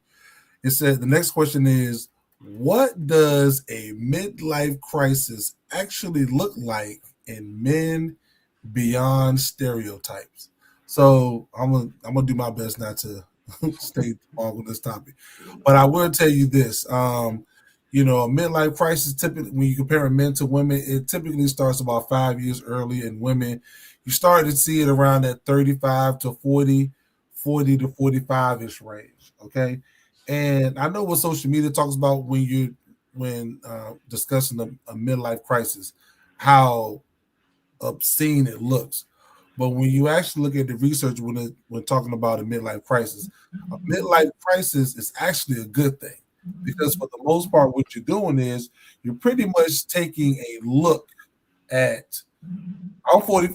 I just turned 45. All right. So for me, I will be taking a look at what in the heck did I do between ages of 1 to 44 to make sure I'm in a good position right now, as well as put myself in a better position moving forward. All right. Now, most guys, we hit that depression wall right here, right now. All right. And the reason why we hit that depression wall during this time is because when we look back, it's like, yo, I ain't really did nothing for real. Or I didn't push myself to do better. You know what Mm. I'm saying? And then Mm. you start going through your Rolodex. It's like, you know what? Mm. I had this opportunity when I was 25. I said no. Mhm. This opportunity at 27, I said no. I had this opportunity. Somebody said they could put me down with this job. Somebody said I should go back to school. Somebody said I should get this license. Somebody said I should get this certification. Somebody said I should do this, that, and the third. Spend the next 2-3 years to better myself. And I said, no, I got this. Because sometimes what we do is when we start working young, we're strong. Okay. Mhm. You don't mind working a full-time job along with a part-time job. But when we start, and you all know because we're all fathers up here, we all know that once you start getting a lady, once you start getting a kid, that full-time job, if you don't, a regular full-time job is just not enough. So what happens? We go get a part-time job. And what happens after that? We probably go get another part-time job. So now family is getting bigger. We're spending more time outside of the house, causes more friction in the house, causes more arguments between you and your lady. And it's a snowball effect. So when we look back, it's like, you know what? I ain't really pushed myself. And so what happens, fellas, is guys will all of a sudden guys will say, you know what? Well, I'm 45. I might as well just keep doing this. And I got 20 more years until disability. Might as well just keep going. But Mhm. here's the thing: just because we hit that age, that doesn't mean we can't gain more skill sets. That's I right. know I know men right now that's in the upper 40s and their 50s, they're going back to school. They're going to back, they even going to get HVAC certifications because Mhm. they realize that, okay, now that I have this wisdom, I'm older, I have wisdom. Now I know if I go get this certification, this is going to increase my income. So guess what? Now in 2 more years, I no longer have to work a full-time job and 2 part-time jobs. All I have to do, I can make that same amount of money with one job. So again, fellas, I can stay on this topic forever. I'm gonna land my plane here, and I'm gonna pass it on to you all. With wisdom comes on the negative aspect of wisdom. Wisdom it comes you tend to breed regret if you Yeah. don't use the wisdom the right way. And that's what I think what a midlife crisis ends up being, because when you become a certain age, like in your 40s, and now that you're wise enough to know that, oh, all I needed was these 3 or 4 or 5 building blocks, and I could have had all this type of stuff when I was younger. Yep. But now, like, Yep. and then you get upset, like, wait a minute, why didn't anybody teach me this at 30? No, why didn't nobody say it to me when I was 22? Because when I was 22, they were just like, oh, you got to be able to go to college or whatever. Oh, figure out this, that, whatever. And the way it looks for a man is because one of the main things us that we do naturally is we chase a purpose. We try to be purposeful and have a purpose of actually being productive in our lives, whether it was with our family members, with ourselves, and stuff like that. And when you don't hit that purpose, that once you know that you could have hit, that's when it hits hard. That's when it hits hard, and that's when you start getting depressed when you're midlife, and you start doing these crazy things like let me buy a motorcycle because so I can feel young again or something like that. Like you just don't want to let the youth of yourself die, because that's basically what I see what it is. Because you're basically grieving what you could have been or what used to be, and you're coming into a new realm of understanding and being, because now you're wiser with less strength and less youth and less time. So that's when it really affects you if you let it affect you negatively, or you can do it the positive way. And now that I'm old and wise, let me figure out what I can do with what I'm dealing with, or let me teach, or let me help the youth. Let me tell the young kids how to get there so they can be where they need to be. Facts. So they won't be dealing with the crazy stuff that I do. Facts. Mm. What we got, fellas? Bring us home, fellas. No, to the Bob. I don't have anything. Okay. The other midlife crisis for me was just deciding to stop working for people and work for myself more, become an independent contractor. That was my crisis, to just say, you know what, I'm tired of getting a check every week. Let me make my own money. And that was it. Just stepping out there on faith and making it happen. And so far it's been working out. So, I'm happy. So that was my crisis. There it is. Short and sweet. Keep it easy. Yeah, those with regard to midlife crisis, I want to make sure I'm saying that right. With regard to a midlife crisis, I think what it looks like, a man just looking in the mirror and just realizing what in the world did I do with my time? Mm-hmm. Before you know it, you 40, 50 years old. I remember when I turned 30, I was depressed at 30. Oh, I was horrible on my birthday. I knew the 20s were over, but and I think I might have tried to relive my 30s, my 20s and my 30s. But when I became 40, I still look down the window of those next 10 years, man, wisdom just kicked in. I'm glad I'm not dealing with any midlife crisis. At least I don't think so at the moment. But what it did look like me, for many of us, seeking to duplicate what we think we lost, but you can't never go back. Yeah. You can't never go back to what it was. It'll never be 1990 again. It'll never be 2000 again. It'll never be 2010 again. It'll be 2026 and whatever the next following years will be. So you just got to, just enjoy what you have right now, where you're at. It's never too late. Like you said earlier, Dante, man, you can always go back to school. My grandmother, man, she went back to school when she was in her 60s to get her college degree. So that just showed, what she showed me was it's never too late. To get your degree in whatever it is. It's never too late to develop new friendships and relationships. It's never too late to find love. Maybe the love that you're seeking is not in the environment where you're at. And then you got to realize, what are you attracting? Who are you? So, when it comes to those midlife crises, I urge you fellas, if you're going through it, get it out of your system, get over it. You start dealing with the now. This is where you are. Some of us, I can't grow the hair that I would like. I'm having a crisis about that one right now. I can't grow my hair. I used to have, deep dish wave additions, 360s spinning, but I can't get it. I will not cut my hair. I won't grow my hair. No, what it is right now. Hey, Patrick, you understand me? Oh yeah, Fellas, y'all know we here now. Yes, And sir. Yes, sir. this is where we are right now. But you gotta love the fact that you're still here, you're still alive. You got food on the table? Do you have a roof over your head? Do you have somebody that loves you, or do you have people that love you? And do you have is opportunity in front of you? There's opportunities. I believe there's opportunity in front of everybody. It's just how you choose to see it, Mhm. it in front of you, and capitalize on it, man. Capitalize on it. That's my There, spiel. there it is. Appreciate it. Appreciate it. So, fellas, that's going to bring us to the end of our mental health men's conversation tonight. First Mm-hmm. of all, I just want to thank all of the panelists, for just coming on, sharing your stories, being vulnerable, just being honest to share your experiences. And to the men watching tonight, just understand this, strength is not pretending you're okay when you're not. Strength is having the courage to be honest about where you are and taking the next step towards where you want to be. So, with that being said, fellas, we got a couple more minutes left. We're going to start taking some questions from the chat. So, we're going to see if we can get the questions from the chat to be placed in our. If you can change one thing about how boys are taught to handle I guess emotion. can I take this one? Absolutely.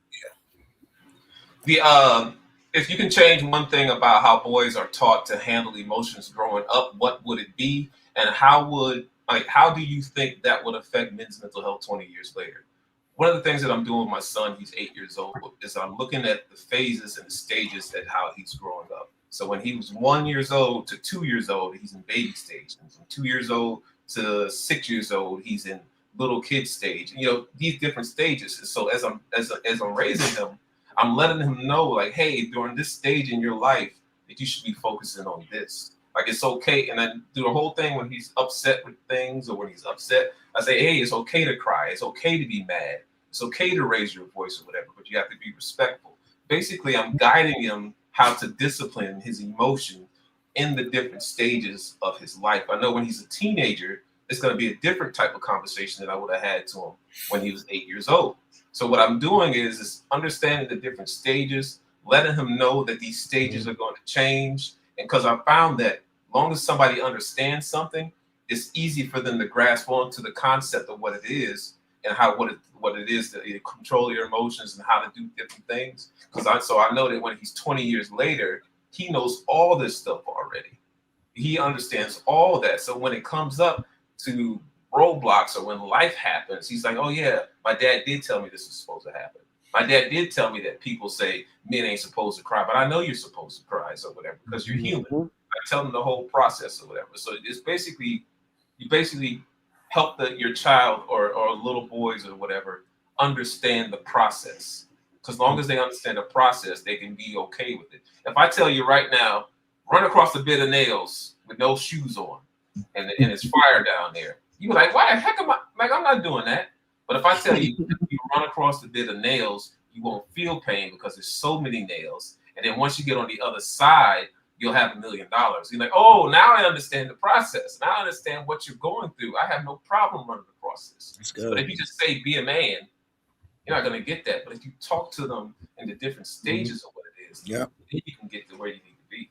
Yeah. At least that's what I found. Yeah. Big facts. Big facts. What is something that men were taught growing up that you believe is emotional Oh, I just wanted to chime in on that one right there. You just said it a few seconds ago. Be a man. Yeah. Telling your boy to be a man, he's got to figure out what does that mean. You say be a man, suck it up, hold those tears. Men don't cry. Stop showing your emotions like that. You can't let everybody see what you're going through. We can't do that. As especially as men, you can't tell a boy to do something like that. He don't know what it is to really be a man. He hasn't gone through the stages, the phases to really understand what that is. You tell a 9-year-old to be a man, but he hasn't even had a sexual relationship with a woman. He hasn't paid bills yet. He he hasn't gone through the process of renting his first apartment or buying his first house or buying his car or or or, or graduating high school. So there's certain things that when we tell our young men be this and be that, and he's going to look on TV and see this is what I should. This is macho. This is manly. Um, me engaging in these relationships or with multiple women. That's what cool looks like. So we got to be careful of what we put in front of our children. Period. Especially men, or just period. Whether it's a boy or a girl, you got to be careful what you put in front of them. They're going to emulate you first, and they're going to emulate everybody that's around you. What they see immediately. So, yeah, man.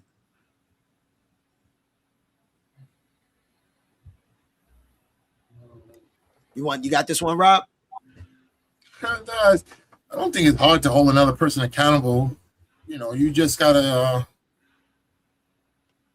be honest with people. Talk to them. If you feel someone's doing something wrong, say it. Speak out. Don't just walk away. A lot of times we see things that are going on in the community, and that's what causes the problem. I think the first question is like, how do you help young people? When you work in the clinical set, you learn about these adverse childhood experiences. If they see you being bad with, the woman in the house, that's what the kid learns. And next thing you know, the kid's in prison or somewhere doing something they got no business. So you have to say something. Knowing what we know now and what we could teach others, we have to tell them, when you see certain behaviors being repeated in the community, say something so that we can fix it. If not, we got a problem on our hands in our community. I do. Real quick, I wanted to add on to that. So going around on social media, there was a young boy who got caught up with that shooting out in out in Florida, where they drove from one part of the state to another part of the state to go kill some up and coming rapper. And now you see this young man plastered. He's 20 years old now. He looks like he shouldn't be in the situation he is. Those things could have been avoided. What if somebody would have just pulled that young man to the side and said, boy, you in the wrong company of friends. You had enough time to think about what you were getting ready to do. Now this young fella and the rest of them, they're going to find themselves in prison for the rest of their lives. They're only 20 some years old. It's over. It's no more parties. So yeah, I just had to chime in on that one when you said that one, Rob, man. That was near and dear to me, man. We got to get to our children sooner. So by the time they reach adulthood, manhood, which is typically around 20, 19, when they get into the age group, you got to get to them before that. Next question, fellas, is what's one thing men need more permission to say out loud? So I just kind of chime in on this briefly. So I wouldn't say need permission. I would just say feel comfortable with speaking your truth without worrying about a backlash. You know what I mean? Or just being able to speak your truth. And you don't have to be overly, because sometimes as guys we can be blunt, when we're talking, but we should be able to get our message. We should be able to convey our message, with some compassion. But the gist of it is just being able to say what we got to say when we have to say it unapologetically. That's what I would say to that. I was gonna say I love you.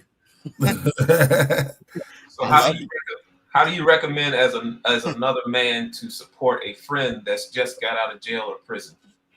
Oh, I can answer that a little bit. I haven't been in prison before, but I learned that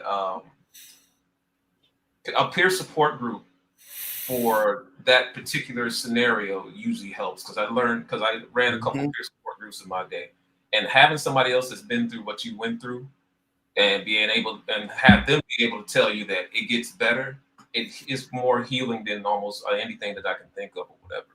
So I don't know what somebody else can chime in on that one. I think you said it right, and just be honest with them. A lot of people getting out of prison, they don't really understand what it is out here now. You could be in prison, let's say 5 years, 25 years. When you come home, you have these made up thoughts in your head of all this grandeur, how everything's going to be easy. But it's a lot of work out here. This is not easy. No one's going to give you anything. I might be nice to you for the first, week or two, give you a pair of sneakers, a couple bucks, but after that, you're on your own. And it's hard for a lot of people who have never worked before to come out and get it. So to support them, you just have to be honest and let them know that, stay focused. And when you see them going off on the wrong track, you got to pull them in right away because I mentioned earlier, people go back. Recidivism is real.